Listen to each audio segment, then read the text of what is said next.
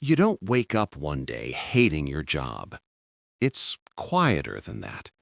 It's the Sunday night feeling, the way your chest tightens a little when you check your email, the way you say, it's fine, it pays the bills, like that's supposed to be enough.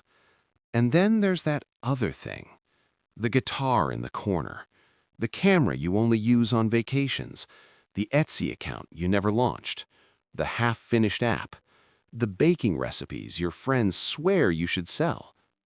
You call it a hobby. Your brain calls it risk. Here's what's really happening.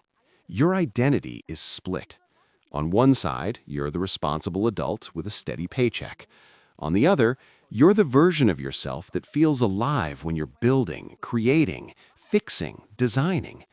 Turning that hobby into a side job isn't a business decision first. It's a psychological confrontation. Because the second you charge money, the stakes change. When it's just for fun, failure is harmless. If no one likes your photos, who cares? It's art. If your handmade wallets don't sell, it was a learning experience. But when you attach a price tag, your ego steps into the ring.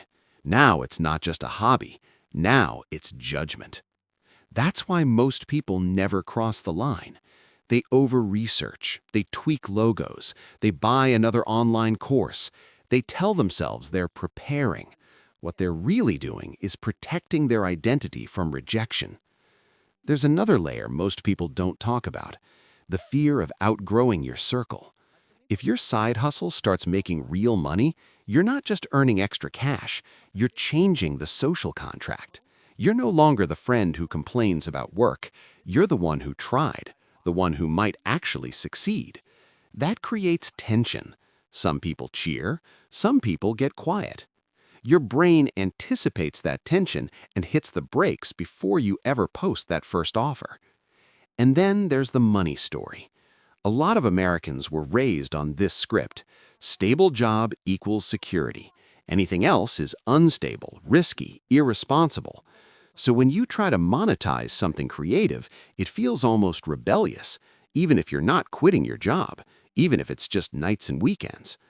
But here's the shift that changes everything. Stop asking, what if I fail? Start asking, what if I run a low-risk experiment? That word matters. Experiment.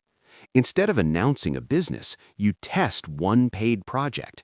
Instead of building a brand, you serve one client. Instead of imagining a future empire, you validate demand. Psychologically, this shrinks the threat. You're not risking your identity, you're collecting data. And once someone pays you, even $50, your brain rewires the story. You're no longer someone who likes photography, you're someone who gets paid to shoot. That identity upgrade is addictive in the best way. Momentum doesn't come from motivation, it comes from proof. Proof kills doubt faster than affirmations ever will. If you're sitting on a hobby right now, coding, fitness coaching, flipping furniture, editing videos, ask yourself something uncomfortable. Are you protecting your comfort or your potential? Because 5 years from now, the real regret probably won't be that you tried and it didn't explode. It'll be that you never tested it at all. If this hit a nerve, subscribe. We don't do fluffy motivation here. We talk about the psychology behind money, work, and the decisions that quietly shape your future.